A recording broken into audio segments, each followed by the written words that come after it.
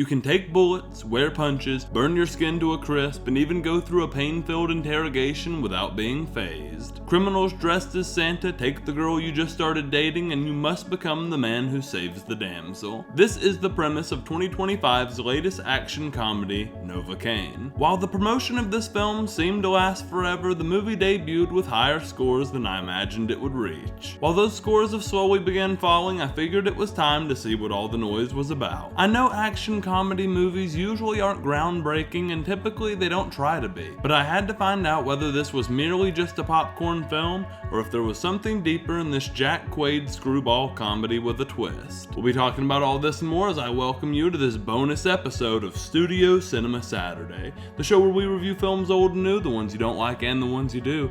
I'm your host Kael, and today we are discussing Dan Berk and Robert Olsen's NOVOCAINE. And if you're asking yourself, wait, I watched this film for Jack Quaid, who the hell are Dan Berk and Robert Olsen?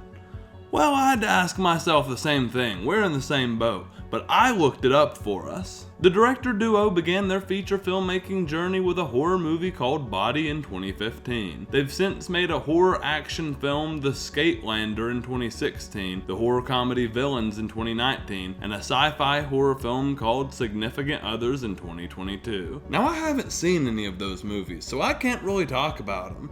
Seriously, who the hell are these guys? Why haven't I ever seen any of these movies? To give some non-spoiler thoughts, I thought this was a fun film. I'm not going to say it breaks ground in the action comedy genre though. However, I will say it's probably better than a majority of the films I've seen in that scope. It made me giggle, but I didn't think there were many moments that made me die laughing. And I hate to keep saying that about every comedy I review, but man, these joke writers seem to take the easy road as much as they can compared to another 2025 film like Mickey 17 that really had me laughing. I really did like the acting in the film though. Jack Quaid was a character I bought into as NOVOCAINE, Amber McThunder was really good, and Ray Nicholson, son of Big Jack Nicholson, was alright. His character was kind of a run-of-the-mill antagonist, however. I think his character might have been one of the weaker aspects of the film. I did really enjoy the way the action was shot, the creative ways they used Nick's power, condition, and the visual aesthetic of the film. If you haven't yet, drop a like and a subscribe. It would really help us out. My dog,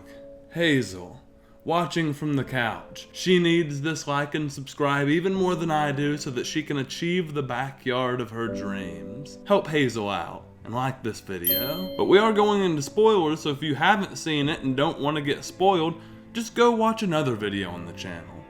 For Hazel. To kick off the spoiler section, I'll talk about the plot. There was a surprising twist about halfway through, and this was definitely my favorite aspect of the film. The first act follows Nick as he lives a rather contained life. He works in a bank, he has one online friend, and really doesn't do much else, until he falls for the new girl at work. The two hit it off, and the relationship moves extremely fast, and while some of the dialogue could get weak or cringy at times, I liked this aspect of the film. The scene where Sherry makes Nick's middle school bully drink hot sauce was absolutely hilarious. It was a great scene, and we established that her character is a really good actress.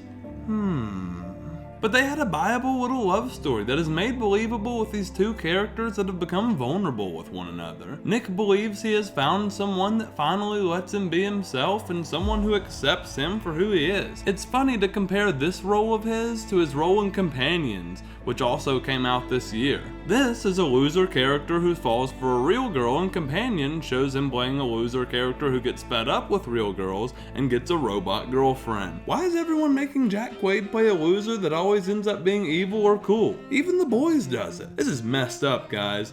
Jack Quaid, I think you're a really cool guy.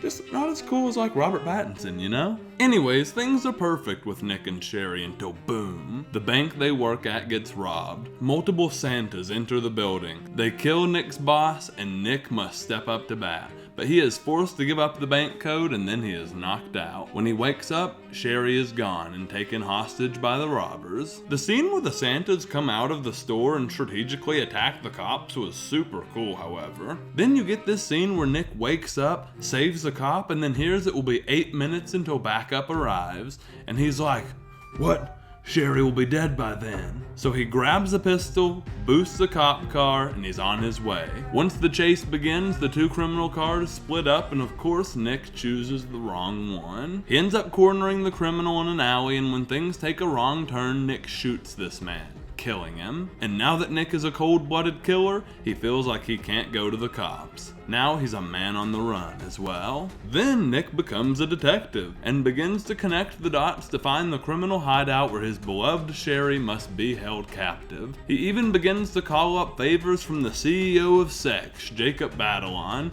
who has a funny story in this film, by the way. But on top of Nick's antics throughout this phase of the film, we are thrown into a scene where Ray Nicholson calls Sherry sis. And you start piecing together, oh, she's a good actor because she's a criminal.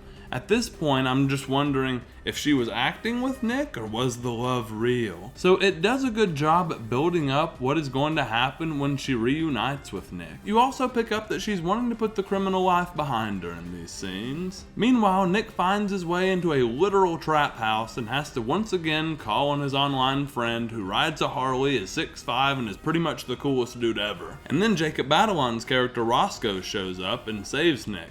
Only he's not 6'5", he rides a moped, and he is still the coolest dude ever. The gag was really funny, and it just shows that you can't always trust what you see online. He allows Nick to escape the house and head straight towards the climax of the film, and then once we get there, it pretty much goes how you think it would. I do like the moment where Nick shows up and Ray Nicholson realizes that he is there for Sherry. He erupts into laughter, and this starts our climax action scene where all of the characters from the film end up there. Then the goofy cop dies and his partner comes to, and then she even helps out Sherry, even gives her the gun to deliver the final blow to the film's villain, her brother. So then you're kind of left waiting to see what happens to Nick and Sherry. I had mixed feelings about Nick wanting to be with Sherry, but I do like that she still has to serve jail time. It makes you feel like there at least were some consequences to the end of the film's plot. And that's pretty much it.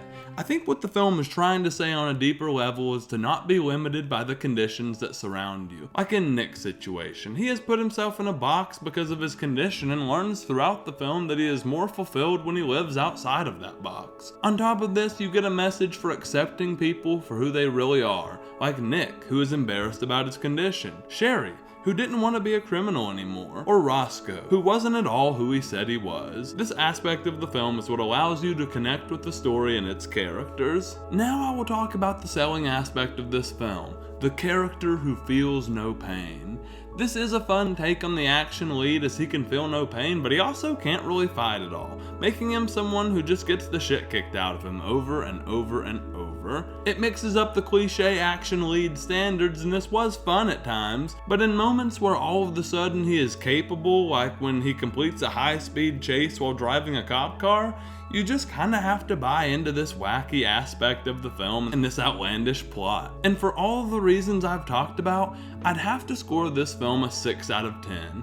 Let me know what you score this film in the comments below. I hope you've enjoyed this episode of Studio Cinema Saturday. We have over 50 more episodes for you to check out on the channel. Come back Saturday as we'll be taking a look at the new Snow White film. We also have our sister show Television Tuesday, and we're here telling our own stories and making our own films here on the channel. I hope to see you in the comments and in the next video.